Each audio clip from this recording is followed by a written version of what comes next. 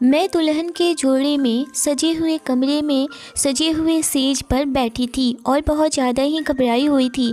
कुछ देर बाद कमरे का दरवाज़ा खुला था और मेरा पति ऋषि कमरे में दाखिल हुआ था। मैं संभल कर बैठ गई। उसके चेहरे के भाव नॉर्मल थे। वह मेरे पास आया। जैसे ही मेरे पास बैठा मैं डर के मारे कांपने लगी थी। उसने मेरा हाथ हाथों में पकड़कर ऊपर किया। मेरी नज़रें खुद ब खुद झुक गई थी। कुछ देर मेरे चेहरे को बड़े ही गौर से देखता रहा और कहने लगा, तुम तो बहुत ही खूबसूरत हो। जितनी तुम्हारी खूबसूरती की बातें अपने घर वालों से सुनी थी वह सभी तुम्हारे सामने कम है। तुम्हारी खूबसूरती की बहुत तारीफ़ की थी मेरे घर वालों ने, लेकिन तुम्हें देखकर लग रहा है कि जितनी भी तारीफ़ करूं उतना ही कम है। तुम तो उन तारीफ़ों से भी कई गुना खूबसूरत हो। यह कहकर जैसे ही उसने जेब से एक डिबिया निकाली जिसमें से शायद मुझे मोती खाई का कोई तोहफा था, मेरा दिल अभी धक धक कर रहा था।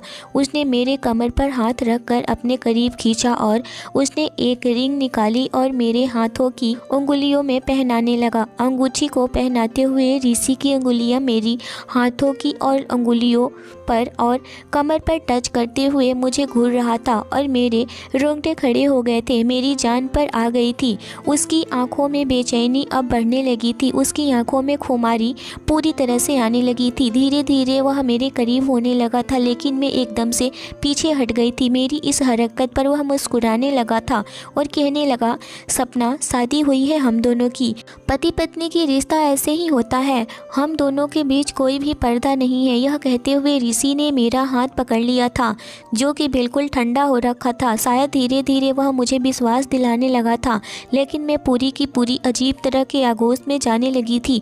ऋषि फिर मुझे समझाने लगा था, देखो सपना, यह हमारे बीच जो कुछ भी हो रहा है यह जायज़ है। लड़कियां अक्सर ऐसे मौके पर घबरा जाती हैं, लेकिन मेरा विश्वास करो, मुझसे तुम्हें कोई भी तकलीफ़ नहीं होगी। मैं तुम्हारा पति हूँ। शायद मेरे कांपने और घबराने पर वह मुझे समझने की कोशिश कर रहा था, लेकिन मेरे कांपने और घबराने की वजह तो कुछ और थी। मैं अपने घर से विदा होने से पहले ही नींद की बहुत सारी गोलियां खाकर आई थी, इसीलिए धीरे धीरे मेरी आंखों में नींद उतरने लगी थी। देखते ही देखते मैं नींद की गहरी वादियों में चली गई थी। बस मुझे यह याद था कि ऋषि मुझे हिला डुला रहा था और कह रहा था कि सपना, तुम्हें क्या हुआ है। उसके बाद मेरा दिमाग बिल्कुल भी काम नहीं कर रहा था और मुझे बिल्कुल भी याद नहीं था। जब मुझे वह होश आया तो मुझे ड्रिप लगी हुई थी और मैं अपने ही कमरे में लेटी हुई थी और मेरी सास मेरे सिरहाने बैठी हुई थी और मेरी ननद भी मेरे बेड के पास ही खड़ी हुई थी। मुझ पर पंखा हिलाए जा रहे थे और मेरे पति ऋषि कमरे में इधर से उधर टहल रहे थे। यह सब देख कर के मैं उठकर बैठने लगी थी। मेरी सास कहने लगी, लेटी रहो। डॉक्टर भी कमरे में मौजूद थे। उसने मुझे होश में आते देखा तो कहने लगी, जैसे ही ड्रिप ख़त्म हो जाए तो ऋषि से निकाल देना। मुझे कुछ मेडिसिन लिख कर दी और कहने लगी, इनको रेगुलर इस्तेमाल करना, जल्दी ही ठीक हो जाएंगी। डॉक्टर कमरे से जा चुकी थी। मेरी सास कहने लगी कि मैं तुम्हारे लिए दूध का गिलास लाती हूँ। यह कह कर के वह भी कमरे से बाहर निकल गई। पीछे पीछे मेरी ननद भी चली गई। मैं ऋषि की तरफ देखी तो उसके माथे पर बल पड़े हुए थे। गुस्से से कमरे में चक्कर काट रहा था। मैंने घड़ी की तरफ देखी तो सुबह के 7 बजने वाले थे। मैं अभी तक दुल्हन के जोड़े में थी, लेकिन उसने अब पहले अपने कपड़े बदल लिए थे। मेरे पास आया और मुझे गुस्से से घूरने लगा था। कहने लगा कि यह क्या तमाशा है सपना, तुमने रात को नींद की गोलियां खाई थी। मैंने कोई जवाब नहीं दी। मैंने नज़रें चुरा ली थी। वह कहने लगा कि क्या तुम पागल हो सपना, दिमाग तो ख़राब नहीं है ना तुम्हारा। मेरे पास कोई रास्ता ही नहीं था, मुझे माफ़ कर दो, मैं उससे कही, क्योंकि मुझे शादी से डर लगता है। मेरी बात सुनकर के वह मुझे गुस्से से देखता रहा था। फिर कुछ देर के बाद बोला, इस बात का हल यह नहीं था कि तुमने पूरी रात हम सबको परेशान कर दिया। कोई भी लड़की अपनी शादी की रात नींद की गोलियां खाकर तो नहीं आती है ना। हर लड़की की शादी होती है और रात भी आता है, और रात कुछ न कुछ घबराहट होती ही है, क्योंकि वह एक नए रिश्ते में बंधने जाती हैं और पति से उसका संबंध काफ़ी गहरा होता है। लेकिन कोई भी लड़की नींद की गोलियां नहीं खाती है। मेरी ड्रिप ख़त्म हो चुकी थी। ऋषि ने मेरी ड्रिप निकाला था और मुझे प्यार से समझाने लगा। कहने लगा कि आज की रात के लिए मैं बहुत सारा सपना अपनी आंखों में सजाए हुए था, लेकिन मुझे लगा था कि जैसे तुम्हें कुछ समय दे देना चाहिए ताकि तुम दिमागी तौर पर इस रिश्ते के लिए तैयार हो जाओ, क्योंकि रात वाली हरकत में दोबारा नहीं चाहता हूँ। यह सुनकर के मैं कुछ देर के लिए रिलैक्स फील करने लगी थी, यह सोचकर कि अब मेरा पति मेरे पास नहीं आएगा और कुछ टाइम तो मुझे छोड़ दिया, अब उसको मेरे पास नहीं आना था। मैं यही तो चाहती थी कि वह मेरे करीब ना आए, मुझे कोई रिश्ता न बनाए, क्योंकि इसके पीछे बहुत बड़ी वजह थी। लेकिन वह कब तक मुमकिन था? मुझे 5 दिन दे दिया था, ज़्यादा से ज़्यादा 1 महीना दे देता या फिर महीने। उसकी आंखों में बेचैनियाँ देखकर मैं समझ नहीं पा रही थी कि मैं इस इंसान की उम्र पर जज्बातों को रोक सकूं। वह मेरे चेहरे को बड़े ही गौर से देखे जा रहा था और मैं बदहवास सी थी। ना मेरे दिल को कोई उमंग थी और ना ही मेरी शादी मेरी मर्जी से हुई थी। वह एक ज़बरदस्ती का बंधन था, लेकिन मेरा सारा ध्यान और डर उस बेडशीट से आता था जो कि मेरे लिए मौत का पैगाम लेकर आई थी। अगर रात को मैंने मेडिसिन न खाई होती तो ऋषि पता नहीं क्या करता और मेरे साथ क्या ही होता। ऋषि कहने लगा कि कितनी खूबसूरत और मासूम हो, तुम्हें देखकर मेरा दिल मुझे बेईमान रुक जाता है, लेकिन क्या तुम्हारा ख्याल तो रखना ही पड़ेगा, क्योंकि यह मेरी जिम्मेदारी है। यह कहकर के वहाँ से उठकर चला गया था। कुछ देर के बाद मेरी सास मेरे कमरे में आई और वह मुझे दूध पिलाकर उन्होंने मुझे सोने के लिए कह दिया था। मैं दोबारा से लेट गई थी और सो गई थी। मेरे ससुराल में ज़्यादा लोग नहीं थे। मेरी सास और ससुर थे, एक ननद थी जो कि शादीशुदा थी। मेरे सास ससुर मेरे साथ नहीं रहते थे, उन्हें अपने गांव के घर में रहना था। अभी सिर्फ शादी के लिए इस घर में आए हुए थे। मेरी सास और मेरे ससुर ऋषि के साथ व्यवहार और मेरे साथ बहुत ही अच्छा था और वो लोग कुछ दिन के बाद चले गए। ऋषि ने 2-4 दिन मुझे कुछ नहीं कहा था, बस मुझे अपने रिश्ते के बारे में बताता रहता था कि पति पत्नी का रिश्ता ऐसा ही होता है। इन 3-4 दिनों में मैं यह जान चुकी थी कि वह कभी भी इस्तेमाल की गई चीज़ फिर से इस्तेमाल नहीं करता था। मुझे नफ़रत है, कहता था, ऐसी चीज़ों से जो कि किसी और के इस्तेमाल की गई हो। एक बार जब मेरे ससुर थे तो खाने के बीच में मेरे ससुर ने ऋषि के गिलास से पानी पी लिया था और वही गिलास मेरी सास ने ऋषि के सामने दोबारा रख दिया था। लेकिन मैंने देखा था ऋषि ने दूसरा गिलास उठाया और उसमें से पानी पिया था। यहाँ तक कि एक बार तो मैंने उसका तौलिया यूज कर लिया था, तो वह मुझ पर भी गुस्सा होने लगा था और कहने लगा मेरी कोई भी चीज़ इस्तेमाल करे तो मुझे बहुत गुस्सा आता है, मुझे इस्तेमाल की हुई चीज़ बिल्कुल भी पसंद नहीं है। कहने लगा प्लीज़ मेरी चीज़ें इस्तेमाल मत किया करो। सपना, मुझे बहुत ज़्यादा ही इरिटेशन होती है। जैसे जैसे समय गुजर रहा था मेरा दिल थम रहा था, जैसे कि मैं पूरी तरह से सदमे में आ गई थी, क्योंकि जिस हकीकत को मैं अपने साथ लाई थी वह इतनी भयानक थी कि कोई भी मर्द उसे बर्दाश्त नहीं कर सकता था। और ऋषि की आदत जिस तरह की थी, मेरा दिल उसे वक्त यही सोच रहा कर कांपने लगता था कि जब मुझे दोबारा अपने रिश्ते के हक को वसूल करेगा तो मैं क्या करूंगी। उस वक्त यह सोचकर मैं पूरी तरह से कांप गई थी। मेरी शादी को 10 दिन गुजर गए थे। मैं घर का काम भी करना शुरू कर दिया था, खाना भी बनाने लगी थी। अब तो मेरे सास ससुर भी घर चले गए थे। वह गाँव के घर में रहते थे, उन्हें गाँव पर ही रहना बेहद पसंद था और वहाँ पर भी देखभाल करना था, इसीलिए मेरे सास ससुर वहाँ पर चले गए थे। और मेरा एक देवर था जो कि वह विदेश में पढ़ाई करता था। जब शाम को मेरे पति ऋषि अपने ऑफिस से वापस आए तो खाने के बीच मुझे ही देख रहे थे। खाने के बाद में किचन में जाकर बर्तन धोने लगी थी। वह मेरे पीछे आ गए, कहने लगे बहुत जालिम हो, 10 दिन गुजर गए हैं हमारी शादी को, लेकिन तुम्हें मेरा ख्याल बिल्कुल भी नहीं है। मैं तुम्हारे बिना कैसे रहता हूँ। वह मेरे पास आ गया, मेरे हाथ से बर्तन पकड़े और सिंक में रखते हुए कहने लगा छोड़ो यह सब काम और चलो मेरे साथ कमरे में। मेरा हाथ थामे वह मुझे कमरे तक ले जाने लगा। कमरे का दरवाज़ा बंद करके उससे कुंडी लगा दी थी और मैं यूं ही थी कि जैसे थर थर कांपने लगी थी। मेरी धड़कनें पूरी तरह से बंद हो चली थी। मुझे घुटन का एहसास हो रहा था। मेरी हालत ख़राब होने लगी थी। ऐसा लग रहा था कि ज़मीन फटे और मैं उसमें समा जाऊं। मैं इस वक्त बेसुध सी हो रही थी। मेरे डर को महसूस कर और देख कर उसने मुझे बेड पर बिठाया और कहने लगा आखिर तुम्हें प्रॉब्लम क्या है सपना। कोई भी लड़की ऐसा नहीं करती है जैसे तुम कर रही हो। वैसे तो तुम ठीक ठाक रहती हो। मेरी माँ के सामने भी अच्छी भली बातें करती रहती हो, घर के काम भी कर रही हो, सब कुछ कर रही हो, लेकिन तुम्हें मेरा एहसास नहीं है। जब भी मैं तुम्हारे करीब आने की कोशिश करता हूँ तुम बुरी तरह से कांपने लगती हो। ऐसा कब तक चल सकता है? मैंने कहा मुझे डर लग रहा है यह सब करने से। कहने लगा मैं किस लिए हूँ, तुम्हारा सारा डर ख़त्म कर दूंगा, तुम्हें ज़रा भी तकलीफ़ नहीं होने दूंगा। यह कहकर उसने मेरे चेहरे पर आई हुई बालों की लड़ियाँ अपनी अंगुलियों से मेरे कानों के पीछे धीरे धीरे करने लगा था और वह अपने हाथों से मेरे चेहरे को छूने लगा था, लेकिन मैंने फ़ौरन से उसका हाथ पीछे करना चाहा। लेकिन इस बार उसने मेरा हाथ अपने दूसरे हाथ में लेकर रोका था और कहने लगा आज नहीं सपना, बहुत हो गया, आज तुम मुझे नहीं रोकोगी। आज अगर मुझे ज़बरदस्ती भी करनी पड़ी तो मैं पीछे नहीं हटूंगा। बहुत तड़पा लिया है तुमने मुझे, तुम्हारे डर को मैं अपनी मोहब्बत से दूर कर दूंगा। यह कहकर उसने मेरे बाल खोल दिए थे। मेरी हालत यह थी कि मैं अपने आंसू भी बड़ी मुश्किल से रोकी हुई थी। इससे पहले कि वह मेरे और करीब आता मैं अपना हाथ उसके सीने पर रखकर उसे रोका था। मैंने कहा ऋषि मुझे प्लीज़ थोड़ा सा समय और दे दो। कहने लगा नहीं, बिल्कुल भी नहीं, मैं समय जितना देना था दे दिया है, अब मैं बिल्कुल तुम्हें समय नहीं दूंगा।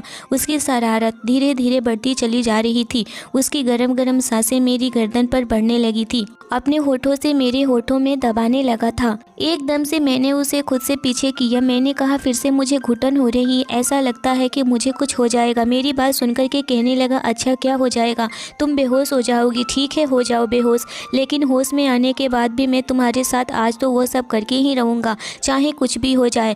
मुझे रोक लो, मैं आज रोकने वाला नहीं हूँ। जिस हक से मैं तुम्हारा पति हूँ और वह सब करने के लिए मैं हक भी रखता हूँ। मैं यह सुनकर के रोने लगी थी, उसे खुद से दूर करने लगी थी। मेरी हालत और भी ज़्यादा बिगड़ने लगी थी, लेकिन वह मुझे छोड़ने को तैयार नहीं था और वह मेरे बेहद करीब आ चुका था। वह मुझे अपनी बाहों में पूरी तरह से जकड़ चुका था। मैं उसे छूटने की बहुत कोशिश कर रही थी, लेकिन उसकी हाथ मजबूत थी, मुझे अपनी बाहों में समेट चुका था और मैं कुछ नहीं कर पा रही थी।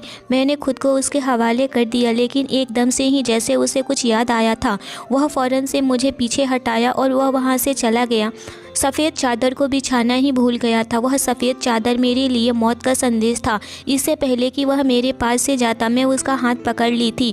मैंने कहा प्लीज़ मुझे छोड़कर मत जाओ, मुझे डर लग रहा है। मेरी बात पर वह हैरत से मुझे देखने लगा था। कहने लगा क्या चीज़ हो तुम, मेरे पास आने से भी डर लगता है, मेरे से दूर जाने से भी डर लगता है। अभी 1 मिनट रुको, अभी आता हूँ, एक बार सफ़ेद चादर ले आऊँ। यह कहकर उसने मेरा हाथ अपने बाजू से छुड़ा लिया था और खड़ा हो गया था।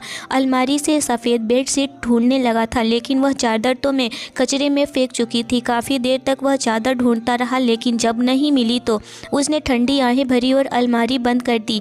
वापस आकर लेट गया। कहने लगा सफ़ेद चादर ने आज तुम्हारी जान बचा दी है। पता नहीं माँ ने वह चादर कहाँ रख दी है। यह सुनकर के मैं चुप हो गई थी। फिर कहने लगा सपना तुम मेरी आदत को इतने दिनों में अच्छी तरह से समझ गई होगी। मुझे यह कहना अच्छा तो नहीं लग रहा है, लेकिन फिर भी जैसा कि आजकल का माहौल है, सावधानी ज़रूरी होती है। मैं नहीं चाहता हूँ कि मुझे ऐसी लड़की मिली हो जो पहले से ही इस्तेमाल की गई हो। यह कह कर के उसने अपनी साइड का लैंप ऑफ कर दिया और सो गया। लेकिन मेरी तो जैसे आंखों से नींद ही गायब हो चुकी थी। मैंने बहुत कोशिश की थी कि मैं सो जाऊं, लेकिन मुझे नींद नहीं आई थी। अगले दिन ऋषि मुझसे कहने लगा उसका एक दोस्त है जो कि बाहर देश में गया हुआ था, अभी वापस आया है और उसे पता चला है कि मेरी शादी हो गई है, इसीलिए कह रहा था कि अपनी शादी की पार्टी दो। यह कहकर ऋषि मुस्कुराने लगा। कहने लगा मैंने उसे रात डिनर पर बुलाया है, तुम डिनर का अच्छा खासा इंतज़ाम कर लेना। मैंने कहा जी ठीक है। मैंने डिनर का अच्छा खासा इंतज़ाम किया हुआ था। शाम तक ऋषि का दोस्त आ गया था। मैं किचन में सब कुछ तैयार रखा था। ऋषि किचन में आया, डिनर ले जाकर के अपने दोस्त के सामने रख दिया था, लेकिन ऋषि मुझे भी बुलाने लगा था। कहने लगा कि मेरा दोस्त तुमसे मिलना चाहता है। मैंने कहा कि मैं क्यों किसी अजनबी से मिलूँ, वह आपका दोस्त है। वह कहने लगा वह मेरा बहुत अच्छा दोस्त है, इसीलिए तुम्हें उस अजनबी कहने की कोई ज़रूरत नहीं है, बहुत ही शरीफ लड़का है। उसने मेरा हाथ पकड़ा और मुझे डाइनिंग रूम में लेकर जाने लगा था, लेकिन डाइनिंग रूम में जाने से पहले ही उसके दोस्त पर मेरी नज़र पड़ी थी और मेरा होश उड़ गए थे। ऐसा लगा था कि जैसे ज़मीन आसमान मेरी आंखों के सामने घूमने लगे थे। मेरी आंखों के नीचे अंधेरा छाने लगा था और मैं वहीं पर बैठ गई थी। ऋषि कहने लगा सपना क्या हुआ है, तुम चलो ना, मेरे दोस्त से एक मुलाकात कर लो, वह तुम्हें देखना चाहता है। मैंने कहा मेरी तबीयत पता नहीं क्यों दोनों खराब लग रही है, मेरा सर चकरा रहा है। मैं कुछ देर अपने कमरे में आराम करना चाहती हूँ। मेरी हालत को देखते हुए ऋषि ने मुझे कुछ नहीं कहा और खुद ही अपने दोस्त के पास चला गया और मैं कमरे में चली आई थी। मेरे डर की असली वजह वही तो इंसान था जो अभी अभी ऋषि का दोस्त बना डाइनिंग रूम में बैठा हुआ था। मैं फूट फूट कर रोने लगी थी। यही कड़वी हकीकत थी जिसे मैं भूल जाना चाहती थी, लेकिन किस्मत को तो कुछ और ही मंजूर था। रजत और मेरी पहली मुलाकात मेरे कॉलेज में हुई थी। हम दोनों एक साथ एक ही कॉलेज में पढ़ाई करते थे, लेकिन मैं ना उसको जानती थी और ना ही वह मुझे जानता था। लेकिन एक बार मेरी दोस्त की वजह से उससे बहस हो गई थी। हम दोनों को वही कॉलेज में ही एक दूसरे से मुलाकात हुई थी और लड़ाई हो चुकी थी, लेकिन थोड़ी देर के बाद ही रजत ने अपनी गलती की माफ़ी मांग ली थी, क्योंकि गलती उसकी थी। उसने ही मेरी दोस्त को धक्का दिया था, लेकिन वह मानने को तैयार ही नहीं था कि उसने मेरी दोस्त को धक्का दिया था। तभी वही हमारी जान पहचान हुई थी। उसने अपना नाम और नंबर भी लिख कर दिया हुआ था। जब मैं घर आकर देखी तो उसका नाम और फ़ोन नंबर लिखा हुआ था। काफ़ी खूबसूरत नौजवान था, लेकिन मुझे उसकी हरकत पर गुस्सा आया था, क्योंकि अब वह बहुत अजीब तरीके से हमारे साथ कॉलेज में ट्रीट किया था। वहाँ पर बहुत सारे लड़के लड़कियाँ खड़े थे। यह सब देख करके हमारा मजाक बनाते और यह मजाक बहुत दिनों तक चला भी था। अगर मैं अपनी फ्रेंड को वहाँ नहीं रोकती तो उसे थप्पड़ भी लगा देती या फिर अपने भाई से बोलकर उसे पिटवा भी देती, लेकिन मैं ही उसे रोक दी थी। नहीं तो बहुत आगे बात बढ़ सकती थी। और वह लड़का भी मुझे सही ही लग रहा था और वह माफ़ी भी मांगा। फिर ऐसे ही कॉलेज में मैं जाती रही और वह लड़का मेरे पीछा करता रहा और कभी कभार वह मुझसे बात करने की कोशिश भी करता था, लेकिन मैं उसे बात करने में अवॉइड करती थी। एक बार हमारे कॉलेज का ट्रिप जाने वाला था और वह ट्रिप पहाड़ों और वादियों का था। मेरे घर से कोई भी जाने नहीं देने वाला था, क्योंकि मेरे घर वाले एक सिंपल लोग थे। मिडिल क्लास फैमिली से मैं बिलोंग करने वाली एक सिंपल लड़की थी। मेरे 2 भाई और 2 बहन थे। मेरे पापा बिजनेस करते थे। मैं तीसरे नंबर पर थी। मुझसे एक बड़ी बहन थी और मैं अपनी बहन से छोटी थी। मेरा भाई मुझसे एक बड़ा था और एक भाई मुझसे छोटा था। मेरी बहन की शादी भी हो चुकी थी और वह अपने ससुराल में रहती थी। मेरा भाई दूसरे शहर में पढ़ाई करता था। मैं दिखने में बहुत ही खूबसूरत थी। मेरा रंग गोरा था। मेरी आंखें बहुत बड़ी थी। मेरे बाल घुंघराले थे। जो देखता एक बार तो मुझे देखता ही रह जाता। कॉलेज के ज़्यादातर लड़के मेरे से बात करने के लिए काफ़ी उत्सुक रहते थे। मेरी फ्रेंड लता कहने लगी, सपना चलो ना। मैंने कहा कि मैं कैसे चल सकती हूँ, मेरे मम्मी पापा मना कर देंगे। कहने लगी कि पैसों की प्रॉब्लम है। तो मैंने कहा पैसे की कोई भी बात नहीं है, बात तो है कि घर से बाहर जाने की परमिशन नहीं मिलेगी। इतना सुनकर लता बोली, मैं तुम्हारे मम्मी पापा से बात कर लेती हूँ, वह लोग मान जाएंगे। जब कॉलेज से छुट्टी हुई तो लता मेरे साथ मेरे घर आई थी और वह मम्मी पापा से बात करके बोली, अंकल आंटी हमें जाने दीजिए, बस 2 दिनों की ही तो बात है, उसके बाद तो यह अपने घर और मैं अपने घर ही रहूँगी। साथ में थोड़ा सा एंजॉय करना तो बनता है ना। मेरे मम्मी पापा मान गए और 1 दिन के बाद ही हमारा ट्रिप निकल पड़ा था, जिसमें कि वह लड़का रजत भी शामिल था। रजत एक रईस घर का लड़का था। बस में जाते समय वह बार बार मुझसे बात करने की कोशिश कर रहा था, लेकिन मैं उससे दूरी बनाकर ही रखती थी, क्योंकि वहाँ पर टीचर भी थे और बहुत सारे स्टूडेंट भी थे। मुझे सारी चीज़ों का ख्याल भी रखना था।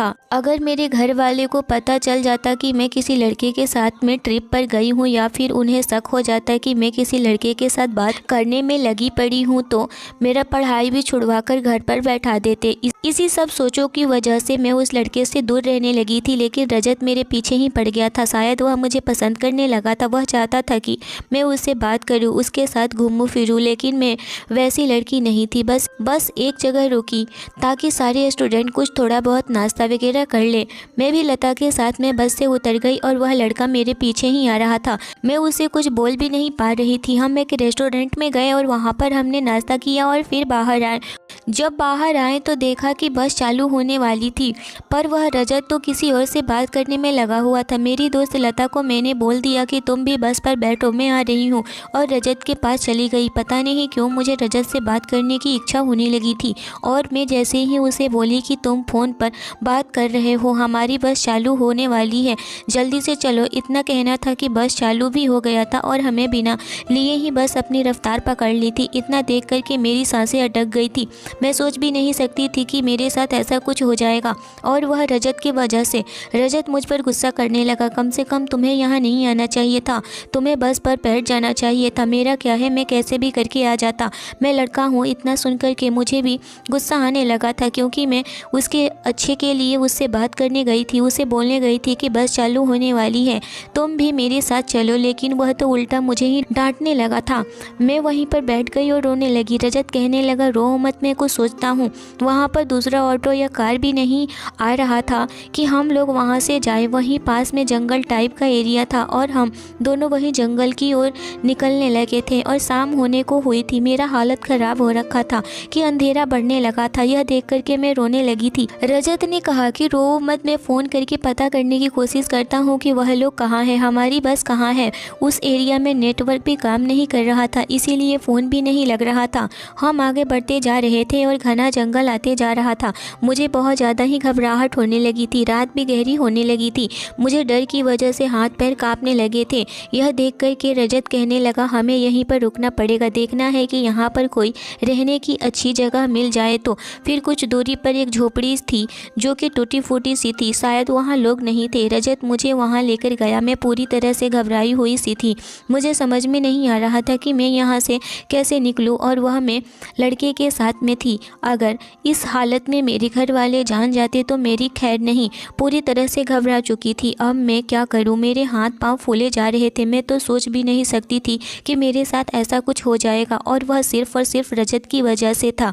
बारिश भी हो रही थी। बारिश में भीगने की वजह से मुझे ठंड भी बहुत ज़्यादा लग रही थी। रजत नीचे ज़मीन पर सोने की कोशिश करने लगा था, और एक टूटी फूटी चारपाई थी, उस पर मैं सोने की कोशिश कर रही थी। नींद तो मुझे बिल्कुल भी नहीं आ रही थी, क्योंकि बहुत ज़्यादा ही ठंड हो रखी थी। मैं काँप रही थी। यह देख कर के रजत मेरे करीब आया और कहने लगा, तुम्हें ठंड लग रही है। और वह जैसे ही मेरा हाथ टच किया और कहने लगा कि तुम्हें तो बुखार है।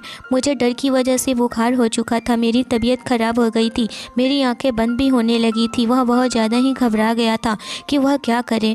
मुझे भी समझ में नहीं आ रहा था कि रजत ने अपना कोट उतारा और मेरी बॉडी पर डाल दिया और कहने लगा, चुपचाप सोने की कोशिश करो, मैं यहीं पर हूँ। और मेरा हाथ का तलवा खींचने लगा था, शायद इससे मेरी फीवर कम हो जाए। लेकिन कम होने के बजाय वह बढ़ती जा रही थी।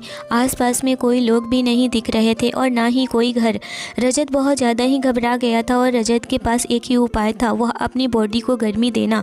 रजत ने ऐसे ही किया, लेकिन वह एक मर्द था। उसके अंदर भी एक जज्बात थे, और एक लड़की के करीब आना मर्द के जज्बात को और भी बढ़ा देता है, और वही रजत के साथ भी हुआ। रजत ने मेरे ऊपर अपनी गर्मी देने की कोशिश कर रहा था, लेकिन मुझे टच करते ही उसके अंदर की मर्दानगी बाहर आने की कोशिश करने लगी थी। वह भी सोच रहा था कि मैं यह गलत करूँगा, लेकिन अपने आप को रोक नहीं पाया, और वह मेरे साथ उस रात वह सब किया। इतने में ही मेरे कमरे का दरवाज़ा खुला, और जब मैं पलट कर देखती, ऋषि दरवाजे पर था, और वह कहने लगा कि अब तुम कैसी हो, तुम्हारी तबीयत ठीक तो है ना। मैं अपने ख्वाबों से बाहर आई और देखी कि मेरी तो शादी हो चुकी है, वह भी इस ऋषि से। मेरे खिलाफ मुझे लगा कि रजत होगा, क्योंकि कहीं ना कहीं मैं रजत को चाहने लगी थी। उसे बात को लेकर के मैं आज तक डरी सहमी थी। मैं उस ट्रिप से घर आई तो मेरी कुछ ही महीने में शादी ऋषि से हो गई, क्योंकि मेरे पापा को पता चल गया था मैं किसी लड़के से प्यार करने लगी हूँ। और मेरे फैमिली में ऐसा नहीं था कि हम अपनी मनपसंद प्यार से खुद से शादी कर लें, और ऋषि ऐसा ख्याल का इंसान था कि उसे एक बार यूज किया हुआ चीज़ वह इस्तेमाल नहीं करता। और यही वजह थी कि मैं ऋषि से दूर भागती थी, क्योंकि मैं वह सब रजत के साथ कर चुकी थी। मैं घबराई हुई सी थी, मैं कब तक बचती, मुझे कुछ समझ में नहीं आ रहा था। ऋषि कहने लगा, आओ तो सही, तुम बाहर मेरे दोस्त से मिल लो, वह बहुत ज़्यादा ही जिद कर रहा है कि भाभी से मिलवाओ। मैं बाहर निकली और ऋषि के साथ डाइनिंग रूम की तरफ जाने लगी। इस वक्त रजत पीछे की तरफ मुड़ा हुआ था, उसकी पीठ मुझे दिख रही थी। जब मैं उसको देखी तो पूरी तरह से चौंक गई थी, क्योंकि वह इंसान था जिसे मैं चाहती थी। जब मैं डरते डरते उस इंसान के सामने गई तो वह भी मुझे देख कर के पूरी तरह से बहुत चक्का हो गया था, और वह कुछ बोलता उससे पहले ही ऋषि ने कहा, रजत, यह है मेरी पत्नी सपना। जिसे सुनकर के रजत पूरी तरह से हैरान हो चुका था। मेरी शादी हो गई है उसे पता था, लेकिन मेरी शादी के बाद वह बहुत ज़्यादा ही मुझे ढूंढा था, और वह बहुत ज़्यादा ही तड़प भी रहा था। वह मुझे कई बार फ़ोन भी करता था, लेकिन मैं ही उसके फ़ोन को इग्नोर कर देती थी। थी। रजत मुझे एकटक निहारता ही रह गया था और यह बात ऋषि ने नोटिस भी की थी और मैं भी रजत को देखती रही। हम दोनों एक दूसरे को देखकर ऋषि कहने लगा कि क्या तुम दोनों एक दूसरे को जानते हो? यह सुनकर के तो मुझे तो पूरी तरह से डर का आलम हो गया था। मैं सोच भी नहीं सकती थी कि ऐसा कुछ मेरे सामने हो जाएगा। रजत पूरी तरह से सोच में पड़ गया था कि वह क्या जवाब दे ऋषि को। इधर ऋषि जवाब सुनने के लिए बेकरार हो रहा था कि रजत मेरी पत्नी को इस तरह से क्यों देखे जा रहा है। ऋषि कहने लगा, रजत क्या हुआ है? तुम इस तरह से सपना को क्यों देख रहे हो? क्या तुम सपना को पहले से जानते हो क्या? मैं अंदर ही अंदर बहुत ज़्यादा ही डर रही थी। मैं सोचने लगी कि अगर रजत ऋषि को कह दिया कि हाँ, तो फिर या वह मेरी पास्ट लाइफ के बारे में बता दिया तो मेरा तो जीना ही हराम हो जाएगा। रजत ने बोला, हाँ मैं जानता हूँ, हम दोनों एक ही कॉलेज में साथ पढ़ते थे। यह सुनकर के ऋषि के चेहरे की रंगत उड़ गई थी, लेकिन फिर भी वह स्माइल करते हुए रजत को कहने लगा, वाह क्या बात है यार, तुम दोनों पहले से ही जानते हो। यह बात तो मुझे बिल्कुल भी पता ही नहीं है। चलो अच्छा है कि जब तुम लोग दोनों एक दूसरे को जानते हो तो फिर मुझे इंट्रोडक्शन कराने की ज़रूरत ही नहीं है। चलो बैठ जाओ और बातें करो। इतना सुनकर के रजत तो बैठ गया था, लेकिन मेरी तो सिट्टी पिट्टी गुम हो चुकी थी। मुझे समझ में नहीं आ रहा था कि मैं क्या बात करूं। ऋषि कहने लगा, यार तुम दोनों दोस्त हो, तुम दोस्त से मिली हो, इतना सीरियस क्यों हो? बातें करो। इतने दिनों के बाद कॉलेज के फ्रेंड से मिली हो और मैं क्या बताती कि वह कॉलेज का फ्रेंड मेरा प्यार भी रह चुका है और आज भी है। मैं यह सब सोचकर अंदर ही अंदर कांप रही थी। मुझे कुछ भी समझ में नहीं आ रहा था कि मैं क्या करूं। रजत पूरी तरह से मुझे ही निहारे जा रहा था और वह कहने लगा, कैसी हो सपना, सब कुछ ठीक तो है ना? मैं भी अपना सर हाँ में हिला दी और बोली, हाँ मैं बिल्कुल ठीक हूँ, तुम बताओ कैसे हो? वह भी कहने लगा कि मैं भी अच्छा हूँ। वह पढ़ने में बहुत ही अच्छा था, वह इंजीनियरिंग किया हुआ था, विदेश से पढ़ कर के आया हुआ था। उसकी एक अच्छी सी कंपनी में जॉब लग चुकी थी और उसके फैमिली वाले उस पर दबाव भी बनाने लगे थे कि वह जल्द से जल्द शादी कर ले और घर बसा ले। लेकिन रजत इस वक्त कोई भी टेंशन लेना नहीं चाहता था, इसीलिए वह अभी अपने काम पर ही फोकस कर रहा था। और इतने में ही ऋषि से उसकी मुलाकात हो गई थी और फिर ऋषि को शादी की पार्टी देने के लिए बोलने लगा तो ऋषि भी पार्टी के लिए हाँ बोल दिया और उसे घर बुला लिया। ऋषि और रजत एक इंटरव्यू के दौरान मिले थे और दोनों में बहुत ही अच्छी खासी दोस्ती हो गई थी। तब से वह दोनों एक दूसरे को बहुत अच्छी तरीके से जानने लगे थे और टच में रहने लगे थे। रजत इस वक्त मेरे सामने बैठा हुआ था और उसकी नज़रें मेरे तरफ ही थी और बार बार ऋषि हम दोनों को ही देखे जा रहा था और वह इस बात को नोटिस भी कर रहा था। तभी ऋषि कहने लगा कि मैं जानता हूँ कि तुम दोनों कॉलेज के फ्रेंड थे, लेकिन इतना भी दोनों क्या ही डर रहे हो? फ्रेंड तो पहले से ही हो ही, अब क्यों इतना चुप चुप से हो? मैं कहने लगी, क्योंकि इतने दिनों के बाद हम दोनों मिले हुए हैं तो ज़रा बातें करने में झिझक रहे हैं। इतना सुनकर के रजत कहने लगा, नहीं ऋषि ऐसी कोई बात नहीं है, क्योंकि हम दोनों दोस्त तो थे ही, लेकिन दोस्ती के साथ साथ हम दोनों एक दूसरे को पसंद भी करते थे, एक दूसरे को प्यार भी करते थे। ऋषि यह सुनकर के पूरी तरह से चौंक सा गया था। वह सोच भी नहीं सकता था कि ऐसा कुछ हो सकता है। ऋषि मुझे देखने लगा था और कहने लगा, सपना तुम मुझे इस बारे में कुछ भी नहीं बताई थी, लेकिन इसकी हरकतें मुझे बता रही थी कि इसका पास्ट कुछ तो है ऐसा जिसकी वजह से वह मुझे कतरा रही थी। वह कभी मेरे करीब भी नहीं आई थी। मैं बहुत बार चाहा कि यह मेरे करीब आए, लेकिन यह मेरे करीब नहीं आती थी। शादी के 10-15 दिन हो गए हैं, लेकिन अभी तक हमारे बीच पति पत्नी का रिश्ता नहीं बन पाया है। शायद यही कारण था कि सपना मुझसे दूर दूर भागती थी। इतना सुनकर के रजत कहने लगा, सपना मुझसे प्यार करती है और मैं भी, हम दोनों एक दूसरे के बिना नहीं रह सकते हैं।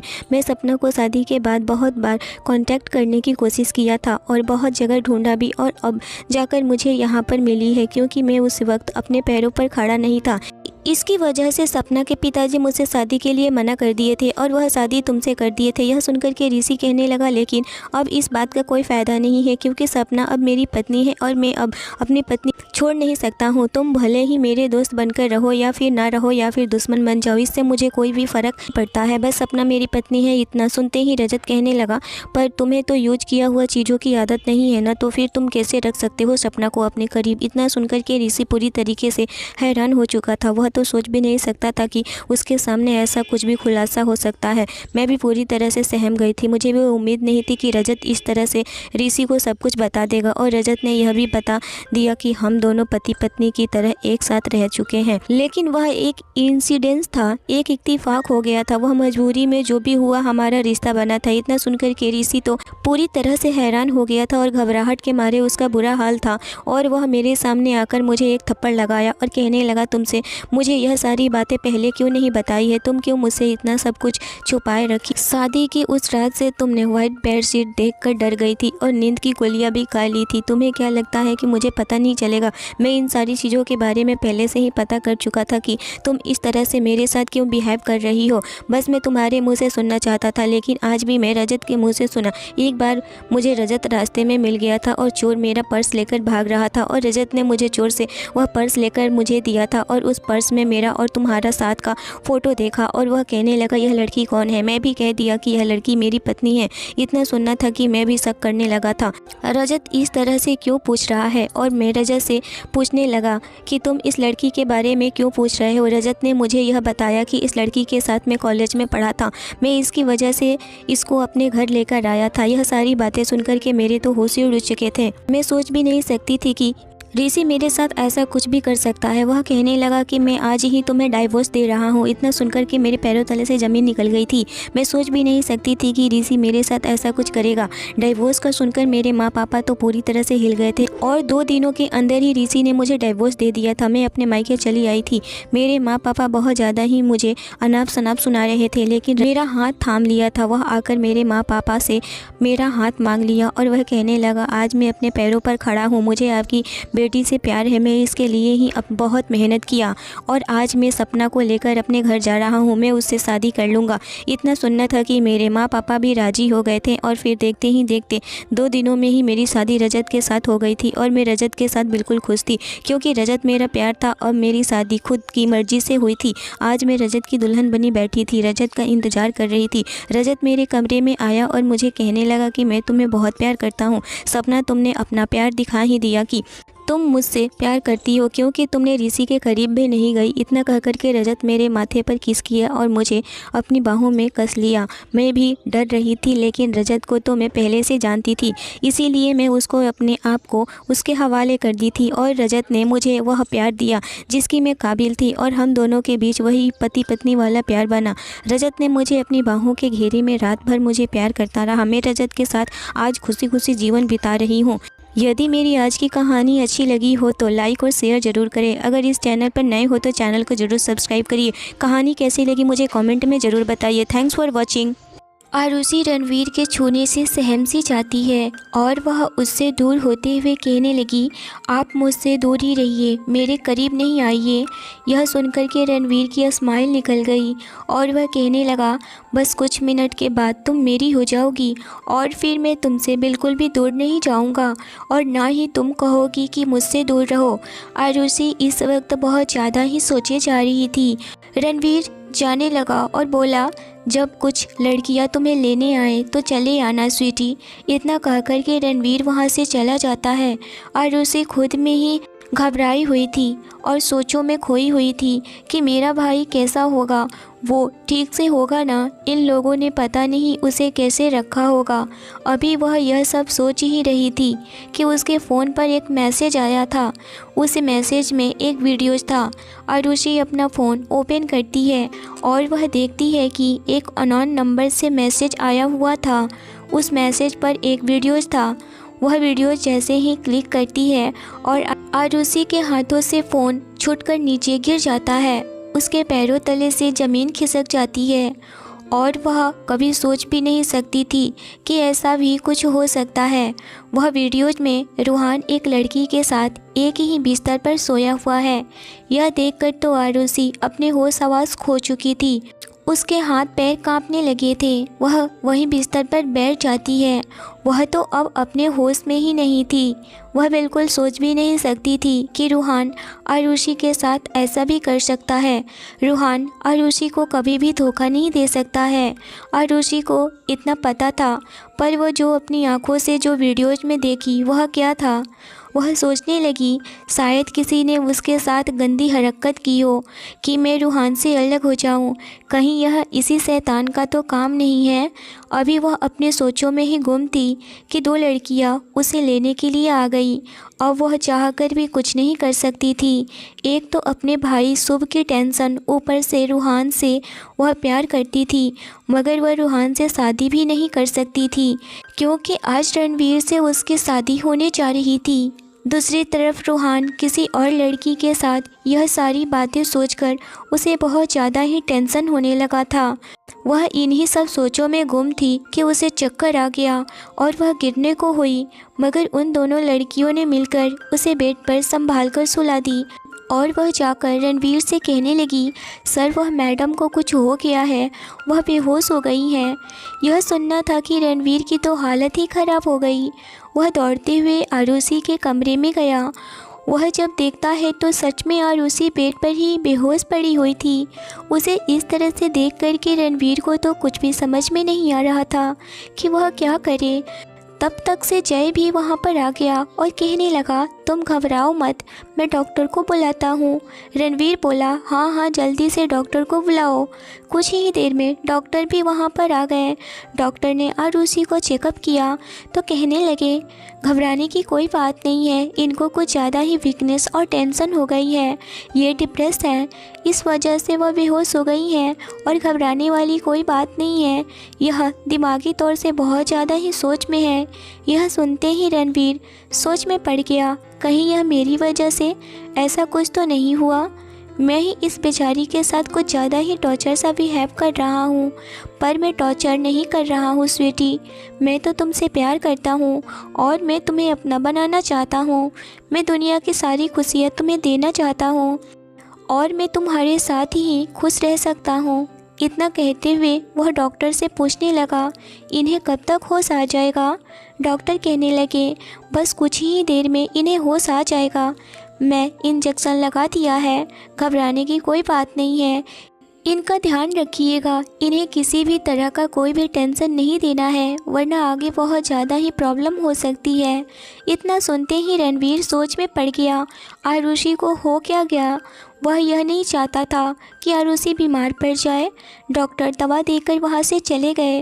वहीं दूसरी तरफ रूहान आज रात की फ़्लाइट पकड़ने के लिए तैयार था और वह सारा सामान पैकिंग करने लगा था और अपने मन में सोचे जा रहा था, आरुषि जान, मैं अब तुम्हारे पास हमेशा के लिए आ रहा हूँ और मैं आते ही तुमसे मिलूँगा और भाई से मिलवाऊँगा तुम्हें।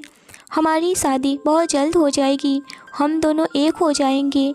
तभी उधर सनाया भी उसके कमरे में आ गई और कहने लगी, तुम जो सोच रहे हो वह कभी हो नहीं सकता है, क्योंकि जो तुमने और मैं एक साथ रात बिताई थी उन सब की वीडियोज़ तुम्हारे आरुषि के पास पहुंच चुकी है और वह वीडियोज़ देख भी चुकी है और वह तुम्हारी कभी नहीं हो सकती है। इतना सुनते ही रूहान की तो हालत ही ख़राब हो गई। वह सनाया के करीब आकर उसके बालों को कस के पकड़ लिया और कहने लगा, तुम्हारी हिम्मत कैसे हुई मेरी आरुषि के साथ इतनी घटिया हरकत करने की? तुमने सोच भी कैसे लिया कि तुम सच में बहुत ही गिरी हुई लड़की हो? मैं तुमसे नफ़रत के सिवाय प्यार तो भूल ही जाओ कि मैं तुमसे प्यार करूँगा। इतना कहकर उसके बालों को एक झटके से छोड़ दिया। सनाया बस उसे ही देखते रह गई। वह तो रूहान से प्यार की उम्मीद लगाए बैठी थी, पर यहाँ तो उल्टा ही उसे रूहान नफ़रत करने लगा था और अब वह चाह कर भी कुछ नहीं कर सकती थी। रूहान कहने लगा, दफ़ा हो जाओ मेरी नज़रों के सामने से, कभी वापस मेरी नज़रों के सामने आना भी मत। रूहान की बातें उसके दिल में तीर की तरह लग रही थी। उसे बहुत तकलीफ़ हो रहा था कि रूहान उसे समझ नहीं रहा था, क्योंकि रूहान आरुषि को दिलो जान से प्यार करता था, तो फिर वह किसी और लड़की को क्यों प्यार करेगा। पर आरुषि को वह वीडियो सनाया दे चुकी थी, तो अब रूहान को बहुत ज़्यादा टेंशन हो रहा था कि आरुषि उसके बारे में क्या सोच रही होगी। कहीं आरुषि सच में यह सब ना मान ले कि मैं उसे धोखा दे चुका हूँ। अगर ऐसा हुआ तो रूहान आरुषि के बिना नहीं रह पाएगा। यह तो बहुत गलत हुआ। रूहान जो खुश था और वह बहुत ही उदास हो गया था। उसका दिल बेचैन हो उठा। वह आरुषि के फ़ोन पर कॉल करने लगा, मगर उसका फ़ोन गिरने की वजह से साइलेंट में हो गया था और उसका फ़ोन टेबल पर रखा हुआ था। वहाँ पर किसी की नज़र भी नहीं जा रही थी, जबकि रणवीर भी वहीं पर खड़ा था, मगर वह फ़ोन की तरफ नहीं देख रहा था। वह तो सिर्फ आरुषि को देख रहा था। इधर आरुषि अभी भी बेहोश पड़ी हुई थी। रणवीर उसके पास बैठा हुआ था और उसके होश में आने का इंतज़ार कर रहा था, मगर आरुषि अभी बिल्कुल होश में नहीं आई थी। कुछ ही देर के बाद आरुषि कुनमुनाने लगी। यह देख कर के रणवीर खुश हो गया और कहने लगा, आरुषि स्वीटी, तुम ठीक तो हो ना? उठो, तुम्हें क्या हो गया था अचानक से? तुम्हारी तबीयत ठीक तो है ना? आरुषि एक पल के लिए तो चौंक सी गई कि मैं कहाँ हूँ। फिर उसे याद आया कि मैं तो इस जालिम के हाथों गिरफ्तार हूँ। यह सोच कर के वह एक सांस भरी और कहने लगी, मैं ठीक हूँ। तभी रणवीर कहने लगा, स्वीटी, अगर तुम्हें यहाँ से उठने में दिक्कत महसूस हो रही हो तो तुम कहो, मैं तुम्हें उठाकर मंडप तक ले चलूँ। आरुषि अभी कुछ बोलती कि तभी रणवीर उसे अपनी गोद में उठा लिया और कहने लगा, चलो जाना, मैं हूँ ना तुम्हारे साथ। और वैसे भी स्वीटी, तुम्हें टेंशन लेने की क्या ज़रूरत है? मैं हूँ ना। स्वीटी, किस चीज़ की दिक्कत है तुम्हें? मुझे बताओ ना स्वीटी। आरुषि चिल्लाकर कहने लगी, मुझे नीचे उतारिए, मुझे किसी और से मोहब्बत है। समझते क्यों नहीं हो आप? इस वक्त आरुषि की बातें रणवीर के कानों में बिल्कुल भी नहीं जा रही थी, क्योंकि आरुषि को लेकर के वह काफ़ी ज़्यादा ही परेशान था और आरुषि की तबीयत भी ठीक नहीं थी। इसीलिए वह आरुषि को कुछ कहना नहीं चाहता था, वरना उसे गुस्सा बहुत आ रहा था कि यह सुनकर के आरुषि किसी और से प्यार करती है। उसे बिल्कुल भी प्यार नहीं करती है। यह जानकर के रणवीर कहने लगा, स्वीटी, तुम भले ही अभी प्यार नहीं कर रही हो जाना, लेकिन तुम्हें मुझसे प्यार एक न एक दिन हो ही जाएगा। और जिस दिन तुम्हें मुझसे प्यार हो जाएगा उसी दिन मैं तुम्हें अपनी पत्नी का दर्जा दूंगा। पर अभी मैं तुम्हें अपना बना कर ही रहूँगा, क्योंकि मैं नहीं चाहता कि तुम किसी और के करीब जाओ। इस वजह से मैं तुम्हें अपने करीब रखने के लिए मैं यह शादी कर रहा हूँ। आरुषि को अपने गोद में उठाए हुए मंडप में ले जाकर उसे वहीं पर बैठा दिया। पंडित जी पहले से ही आए हुए थे। वह रणवीर के आते ही मंत्र पढ़ना स्टार्ट कर दिए। आरुषि बस आंखों से आंसू बहाए जा रही थी। अंदर ही अंदर खून के घूंट भी पिए जा रही थी। एक तो शुभ की टेंशन, ऊपर से रूहान की टेंशन कि रूहान उससे प्यार करता है, पर वह किसी और लड़की के साथ कैसे सो सकता है। आरुषि रणवीर के साथ मंडप में बैठी जरूर थी, मगर वह यहाँ न होकर के कहीं और थी। उसका ध्यान रूहान पर ही था। उसे बिल्कुल भी समझ में नहीं आ रहा था कि उसके साथ हो क्या रहा है। वह बस जो हो रहा था उसको चुपचाप किए जा रही थी। वह ना चाहते हुए भी चुप थी, और वह कर भी क्या सकती थी। पंडित जी ने मंत्र पढ़ना स्टार्ट कर दिया। शादी का मंत्र पढ़ते हुए पंडित जी ने कहा, आप दुल्हन के मांग में सिंदूर भरिए। रणवीर ने आरुषि की मांग में सिंदूर भर दिया और मंगलसूत्र पहना दिया। अब आरुषि हमेशा के लिए, बल्कि 7 जन्मों के लिए रणवीर ओबेरॉय की हो गई।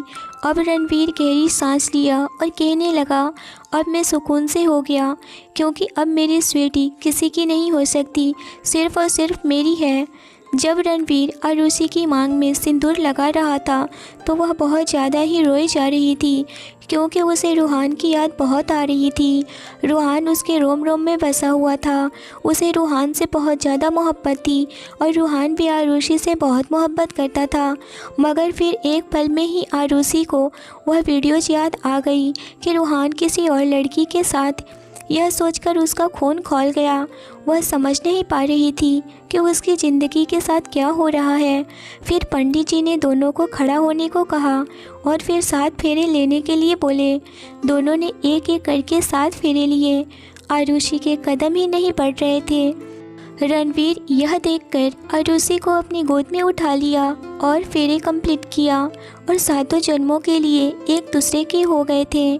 आरुषि रणवीर के करीब आकर कहने लगी, अब तो मेरे भाई को छोड़ दो। रणवीर कहने लगा, मैंने तुम्हारे भाई को तो कभी बंद किया ही नहीं था, वह तो बिंदास बाहर खेल रहा है। इतना सुनते ही आरुषि अपने भाई शुभ के पास दौड़ पड़ी।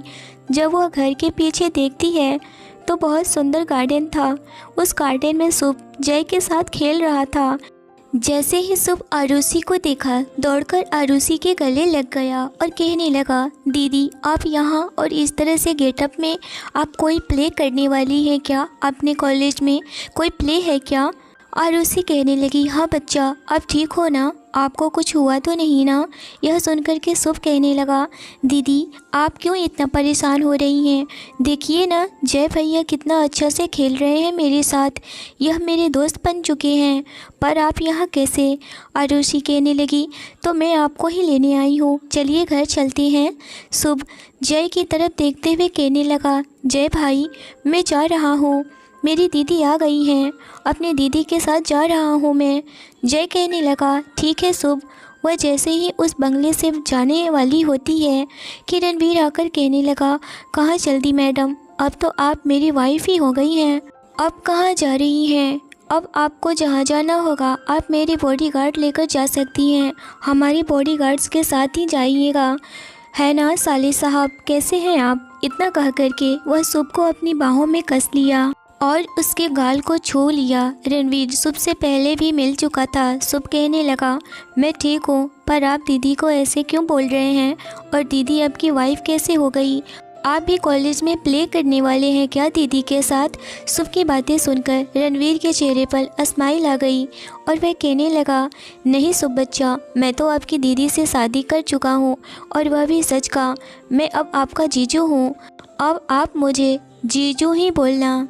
इतना सुनते ही शुभ कहने लगा, यह कैसे हो सकता है? पर डैडी तो जानते ही नहीं हैं। रणवीर बोला, आपके डैडी पहले से ही जानते हैं, मैं उन्हें पहले ही बता चुका हूँ। आरुषि हैरान नज़रों से, जब मेरे डैड जानते हैं तो फिर मेरे डैड इस शादी में क्यों नहीं शामिल हुए थे? यह सुनकर के रणवीर की बोलती बंद हो गई। वह कहने लगा, मैं आपसे बाद में बात करता हूँ स्वीटी, उन्हें नहीं आना था, वह नहीं आए, बस मुझे एक इम्पॉर्टेंट मीटिंग अटेंड करनी है, इस वजह से मैं जा रहा हूँ। आपको कहीं जाना है तो मेरे साथ जाना है, ऐसे आपको जाना अलाउड नहीं है। और जैसे कहने लगा, आरुषि को ओबेरॉय पैलेस ले जाओ। आरुषि कहने लगी, मेरे कपड़े घर पर हैं। रणवीर बोला, कपड़े तुम्हें मिल जाएंगे।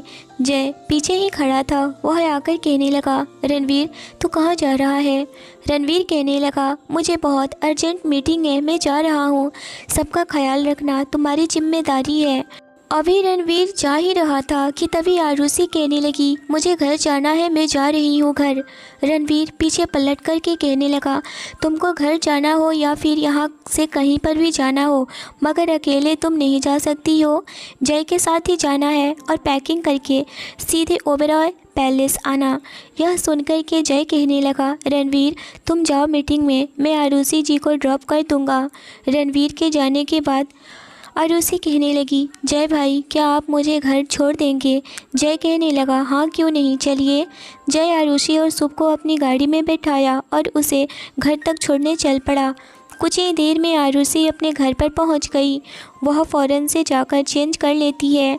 अब वह कितना भी चेंज कर ले या कुछ भी कर ले, अब तो लीगली रणवीर ओबेरॉय की पत्नी हो गई है और वह आरुषि आर्या से आरुषि रणवीर ओबेरॉय हो चुकी है, मिसेज ओबेरॉय बन चुकी है। आरुषि अपने फ़ोन से रूहान को कॉल करने लगी, पर रूहान का फ़ोन नहीं लग रहा था क्योंकि वह फ़्लाइट में था, उसका फ़ोन बंद था। आरुषि इधर बहुत ज़्यादा ही घबराई हुई जा रही थी। उसे पता नहीं, बहुत ज़्यादा ही उसका दिल घबरा रहा था, उसे बिल्कुल भी होश नहीं था, वह क्या ही करे। उधर ब्रिजमोहन जी को ऑफिस में पता चला कि रणवीर ओबेरॉय शादी कर चुका है। उसके सारे एम्प्लॉय आपस में बातें किए जा रहे थे कि रणवीर सर शादी कर चुके हैं, पर अचानक ऐसे छुप छुप कर शादी करने की क्या ज़रूरत थी। वह तो खुद ही इतने बड़े आदमी हैं, फिर इन्हें इस तरह से छुपाकर शादी करने की क्या ज़रूरत थी। बृजमोहन जी यह सुनकर के हैरान हो गए थे और वह डर गए थे कि कहीं यह डेविल मेरी बेटी के साथ तो कुछ। यह सोचते हुए वह फ़ौरन से ऑफिस से निकले और वह ऑटो में बैठे और घर की तरफ निकल पड़े। अभी वह आधे रास्ते गए थे कि उन्हें फ़ोन पर किसी का कॉल आया। वह कॉल रिसीव किए। किसी ने उनसे कहा, आपकी बेटी की शादी मिस्टर ओबेरॉय से हो चुकी है। यह सुनते ही बृजमोहन जी पूरे पसीने पसीने हो गए थे। उनकी बोलती बंद हो चुकी थी, उनका गला रुक सा गया था, उनके पैरों तले से ज़मीन खिसक गई थी। उन्हें बिल्कुल भी विश्वास नहीं हो रहा था कि रणवीर ओबेरॉय ऐसा कुछ कर सकता है। वह इतना खतरनाक काम कैसे कर सकता है, इतना गिरा हुआ हरकत उनकी बेटी के साथ कैसे कर सकता है। वह आरुषि को कॉल लगाती हैं मगर आरुषि का फ़ोन नहीं लग रहा था। वह बहुत ज़्यादा घबराए हुए थे। वही आरुषि की आंखें देखकर ऐसा लग रहा था जैसे अब उसे पहले से कहीं उसे होश ही नहीं था। वह सोच सोच कर उसकी हालत ख़राब हो रही थी। उसे बार बार रणवीर का टच करना उसकी आत्मा को जलाकर राख कर रहा था कि अब उस इंसान के साथ रहना होगा। मैं उसकी पत्नी हो गई, अब मुझे उसके नाम की मंगलसूत्र और सिंदूर लगाना पड़ेगा। जब उसका मुझ पर कोई हक नहीं था तब वह मुझे टच करता था, पर मैं तो अब उसकी पत्नी हो गई हूँ, तो अब मेरे साथ पता नहीं वह क्या करेगा। वह खून के आंसू रोए जा रही थी। शुभ उसे देखकर कहने लगा, दीदी तुम रो मत, मैं उस इंसान से बिल्कुल भी नहीं डरूंगा। वह बहुत ज़्यादा ही खतरनाक है, मैं उसे मार दूंगा। इतना सुनकर के शुभ को देखते हुए उसे गले लगा लेती है और कहने लगी, नहीं भाई तुम कुछ नहीं कर सकती हो। शुभ बच्चा तुम अभी बहुत छोटे हो ना, इन सब चीज़ों में तुम बिल्कुल भी नहीं पड़ो, मैं सब संभाल लूँगी। आंसू उसकी ब्लू आंखों से होते हुए उसके सफ़ेद गालों पर लुढ़क गए थे। भींगी आवाज़ में खुद से बोली, आज मेरे लिए बहुत ही दुख का दिन है और वहीं दूसरी तरफ रूहान ने मुझे धोखा भी दे दिया। यह बोलते हुए उसने घुटनों से अपना मुंह लगाकर और सिसक सिसक कर रोने लगी। रह रह कर एक एक पल उसकी आंखों के सामने आ रहा था। उसका मन हो रहा था कि वह खुद को नोच ले। कितना वक्त तक ऐसे ही गुजर गया ना, उसकी तड़प कम हुई और ना ही उसके आंसू रुके। तभी ज़बरदस्ती चलते हुए बृजमोहन जी आर्या हाउस के बिल्कुल सामने रास्ते में बृजमोहन जी ने बहुत कोशिश की कि वह सीधा से चल पाएं, मगर उन्हें चक्कर आने लगे थे। जैसे ही बृजमोहन जी गेट के अंदर कदम रखे तो वह हैरान हो गए, क्योंकि बृजमोहन जी लड़खड़ा रहे थे और लड़खड़ाते हुए ही उन्होंने देखा कि आरुषि की मांग में सिंदूर और गले में मंगलसूत्र पहनी हुई थी। उनके चेहरे पर पसीने की बूंदें थी। उनको देख कर के आरुषि जल्दी से उठ खड़ी हुई और बोली, डैड इस वक्त यहाँ। बोलते हुए वह तेजी से बृजमोहन जी की तरफ भागी। इससे पहले कि आरुषि उन तक पहुँचती, बृजमोहन जी लड़खड़ा करके जोर से ज़मीन पर गिर पड़े। एक दर्दनाक चीख आरुषि के मुंह से निकली, डैड। आरुषि का डर उसकी आंखों से वह निकला।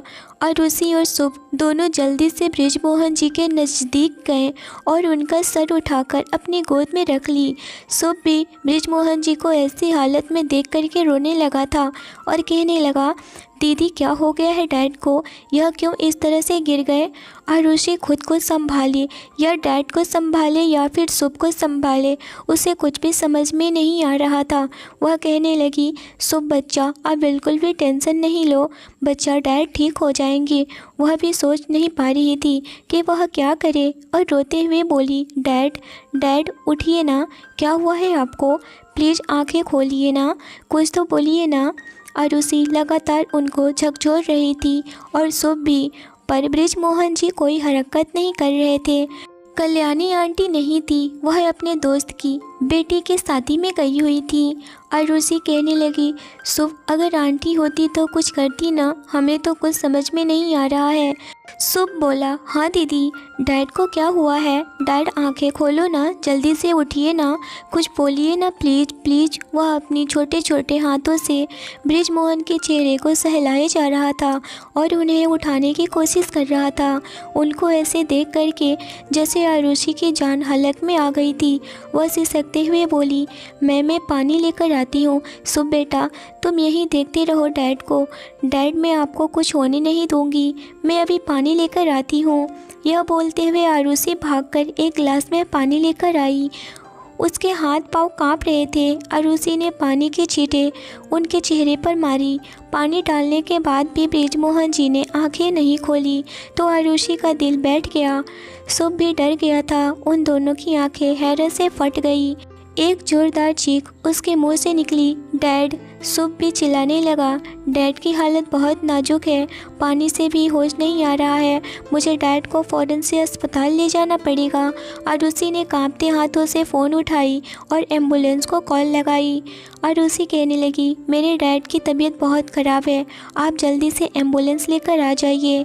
किरण चौक, आपको एड्रेस भेजती हूँ। तभी दूसरी तरफ से आवाज़ आई, सॉरी मैडम, किरण चौक तो यहाँ से काफ़ी दूर है, आने में कम से कम 1 घंटा लग जाएगा। उनकी बात सुनकर आरुषि चिल्लाते हुए बोली, आपका दिमाग ख़राब है क्या? मैं अभी आपको बताया ना, मेरे डैड की हालत क्रिटिकल है, आपको फ़ौरन आना होगा, नहीं तो मेरे डैड को कुछ भी हो जाएगा। यह बोलते हुए आरुषि सिसक कर रो पड़ी थी। फिर उसने खुद को संभाला और आंसू साफ करके बोली, नहीं आरुषि नहीं, तुम ऐसे कमज़ोर नहीं पड़ सकती हो, तुम्हें डैड को संभालना है और शुभ को भी संभालना है, मुझे कैसे भी करके डैड को अस्पताल लेकर जाना होगा। आरुषि उठी और बृजमोहन जी के पास आकर सुबकते हुए, बस थोड़ी सी हिम्मत रखिए डैड, मैं आपको वादा करती हूँ आपको कुछ भी होने नहीं दूंगी। यह बोल करके आरुषि बृजमोहन जी को उठाने की कोशिश करती है और शुभ से कहती है कि डैड को उठाओ, पर उसकी नाजुक बॉडी और शुभ तो बच्चा था, बृजमोहन जी का भार संभाल नहीं पा रहे थे दोनों। उसने अपनी पूरी जान लगाकर उन्हें उठाया और उनका हाथ अपने कंधे पर डाल दी और उन्हें खींचते हुए बाहर लेकर जाने लगे। उसके दिल में सिर्फ एक तड़प थी, किसी तरह से उन्हें अस्पताल लेकर जाने की। तभी जय, जो किसी काम से अभी उधर ही रुका हुआ था, उसकी नज़र बृजमोहन जी पर पड़ी, जो खुद से बोला, ओ गॉड, उनकी तबीयत तो बहुत ज़्यादा ही ख़राब हो गई है, इस हालत में इन्हें आरुषि जी कैसे हॉस्पिटल लेकर जाएंगी, मुझे इनकी मदद करनी चाहिए। यह सोचते हुए जय इधर उधर देखने लगा, पर दूर दूर तक कोई भी ऑटो नहीं दिख रहा था। जय ने आह भरते हुए कहा, ओ गॉड, क्या करूं? आरुषि जी के सामने भी इस वक्त नहीं जा सकता हूं, वरना यह कहेंगे कि मैं इधर ही था और यहाँ कोई रिक्शा भी नहीं है। तो वही आरुषि बेताबी से इधर उधर देख रही थी कि कहीं कोई हेल्प करने के लिए मिल जाए। जय खुद से बोला, नहीं, बॉस चाहे जो बोले, मदद तो करनी पड़ेगी। यह बोलते हुए जय गाड़ी में बैठ गया और एक झटके से गाड़ी आरुषि के पास जाकर रोक दिया और खिड़की से मुंह निकाल करके कहा, नीड हेल्प आरुषि जी। आरुषि के लिए वह जैसे किसी फरिश्ते से कम नहीं था। आरुषि कुछ नहीं पूछती है कि तुम अभी यहाँ क्या कर रहे हो या फिर दिस दैट, बस हाँ, मैं सिटी हॉस्पिटल जाना है, प्लीज़ हमें छोड़ दीजिए ना। जय गाड़ी से उतरा और डोर खोल दिया। फिर आरुषि की हेल्प करते हुए बृजमोहन जी को गाड़ी में बैठाने लगा और आरुषि और शुभ भी गाड़ी में बैठ गए। आरुषि भी बैठ करके बृजमोहन जी का सर अपनी गोद में रख ली और सिसकते हुए बोली, प्लीज़ जल्दी चलिए, डैड की तबीयत बहुत ख़राब हो गया है। और जय ने गाड़ी की स्पीड और तेज़ बढ़ा दी। थोड़ी देर में ही वह लोग सिटी हॉस्पिटल पहुंच गए। जय जल्दी से गाड़ी से उतरा और ज़ोर से चिल्लाया, कोई जल्दी से स्ट्रक्चर लेकर आओ। जय की आवाज़ सुनकर के 2 वार्ड बॉय स्ट्रक्चर लेकर आते हैं और बृजमोहन जी को उस पर लिटाकर तेजी से इमरजेंसी रूम की तरफ जाने लगे। तभी एक डॉक्टर बृजमोहन जी के पास आकर चेक करने लगा तो आरुषि सिसकते हुए बोली, डॉक्टर क्या हुआ है मेरे डैड को, प्लीज़ बताइए ना। डॉक्टर ने एक पल उन्हें देखा और कहा, इन्हें हार्ट अटैक आया है, इनकी कंडीशन बहुत ही क्रिटिकल है। सिस्टर, आप जल्दी से इन्हें इमरजेंसी रूम में शिफ्ट कीजिए और डॉक्टर खन्ना को बुला कर के लाइए, यह केस बहुत ही सीरियस है। ऐसा बोलते हुए वह लोग बृजमोहन जी को अंदर लेकर गए। यह सुनकर के आरुषि की तो जैसे सांस थम गई। अचानक ही वह ज़मीन पर गिर गई। उसकी आंखों के सामने धुंध छा गया। शुभ आरुषि के पास बैठकर वह भी रोने लगा। दीदी, आपको क्या हो गया है? डैड की तबीयत खराब है और आप भी ऐसे करेंगे तो मेरा क्या होगा?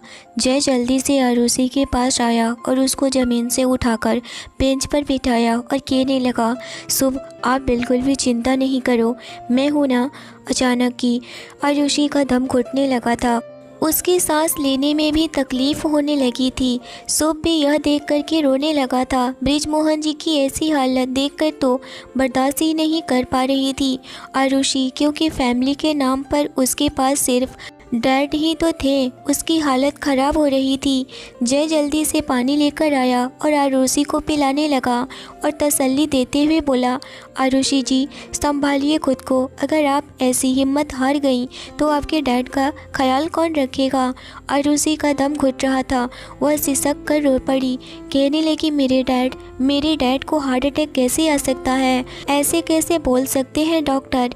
यह बोलकर तो वह सिसक कर रोने लगी थी। कितनी ही देर ऐसे ही बीत गई। तभी जय खुद से बोला, बात बहुत ज़्यादा बढ़ चुकी है, बॉस को बताना ही पड़ेगा। जय शुभ से बोला, तुम अपनी दीदी का ख्याल रखना, मैं ज़रा एक कॉल करके आता हूँ, बहुत अर्जेंट है, शायद सब कुछ ठीक हो जाए। यह कॉल करने से शुभ कहने लगा, ठीक है दोस्त, आप जाओ। वह आरुषि के कंधे पर हाथ रखकर कहने लगा, अंकल ठीक हो जाएंगे, ज़्यादा परेशान नहीं हो आप, मैं 1 मिनट में आया कॉल करके। आरुषि का ध्यान जय की तरफ था ही नहीं, उसकी नज़रें तो बस इमरजेंसी रूम पर लगी हुई थी। जय ने एक साइड जाकर के रणवीर को कॉल लगाई। रणवीर, जो इस वक्त एक मीटिंग में था जिसमें उसकी टीम के सभी इम्पॉर्टेंट आदमी थे। आज रणवीर कंपनी को लेकर के कुछ सीरियस डिसीजन लेने वाला था, इसीलिए यह मीटिंग भी रखी हुई थी। रणवीर ने डिस्प्ले पर प्रोजेक्ट किया हुआ था, वह उसे दिखाते हुए बोला, जैसे कि आप सभी लोग जानते हैं, हमारी कंपनी इंडिया के दूसरे नंबर पर है, पर हमें अपनी कंपनी दूसरे नंबर पर नहीं बल्कि पहले नंबर पर लाना है। पर उसके लिए हमें कुछ बड़े डिसीजन लेने होंगे। सबसे पहले हमें इन्वेस्टर चाहिए होंगे, जो हमें इंडिया से तो नहीं मिलेंगे। इसके लिए ऑलरेडी अपने छोटे भाई रूहान ओबेरॉय को अमेरिका भेज रखा हूँ, पर इतने से काम नहीं चलेगा, हमें कुछ और करना होगा। इससे पहले कि रणवीर अपनी बात पूरी करता, तभी जय का फ़ोन बज उठा और जय की कॉल देख करके रणवीर सोचने लगा, जय जानता है कि मेरी यह मीटिंग बहुत ही इम्पोर्टेंट है, फिर भी मुझे कॉल कर रहा है, कुछ तो ज़रूर बड़ा बात है, मुझे यह कॉल लेनी होगी। यह सोचते हुए रणवीर बोला, एक्सक्यूज मी 1 मिनट। यह बोल करके रणवीर ने कॉल पिक किया और सब लोग रणवीर को फ्री होने का वेट करने लगे।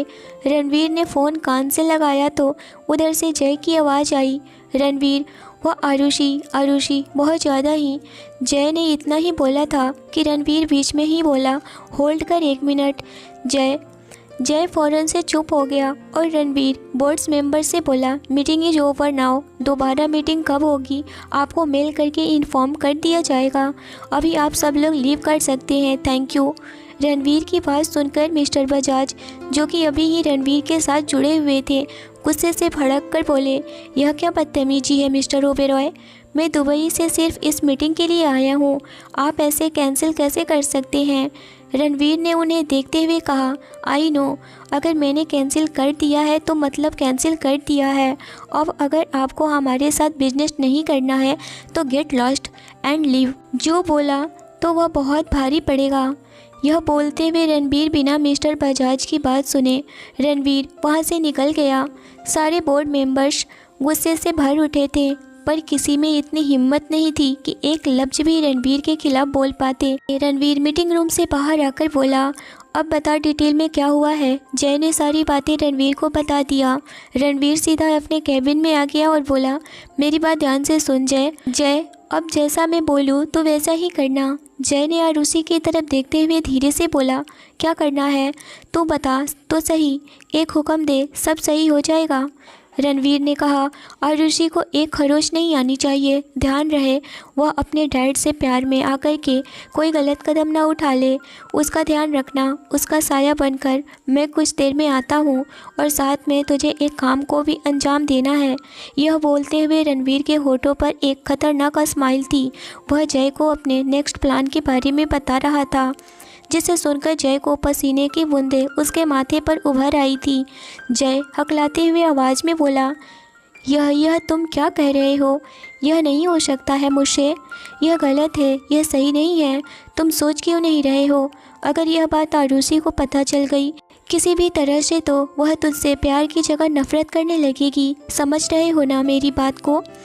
रणवीर कहने लगा, ऐसा कुछ नहीं होने वाला है, उसे कुछ भी पता नहीं चलेगा।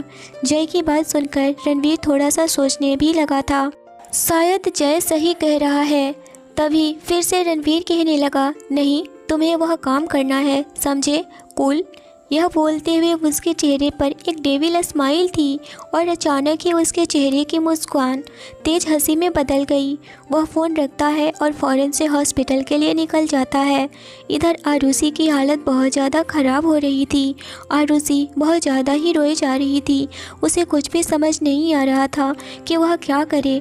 एक तो रणवीर ने न चाहते हुए भी शादी करनी पड़ी, ऊपर से उसके डैड की तबीयत इतनी ज़्यादा ख़राब कि वह चाहकर भी कुछ नहीं कर पा रही थी। कुछ ही देर में इमरजेंसी वार्ड से डॉक्टर बाहर आए। डॉक्टर आते ही कहने लगे, पेशेंट के फैमिली वाले कौन हैं?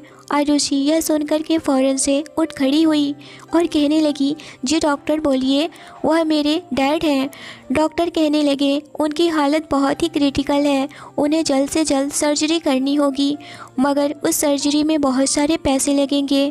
आप पैसे जमा करवा दीजिए, क्या आप दे सकती हैं? आरुषि कुछ सोच करके कहने लगी, आप बताइए तो सही कितना पैसा लगेगा?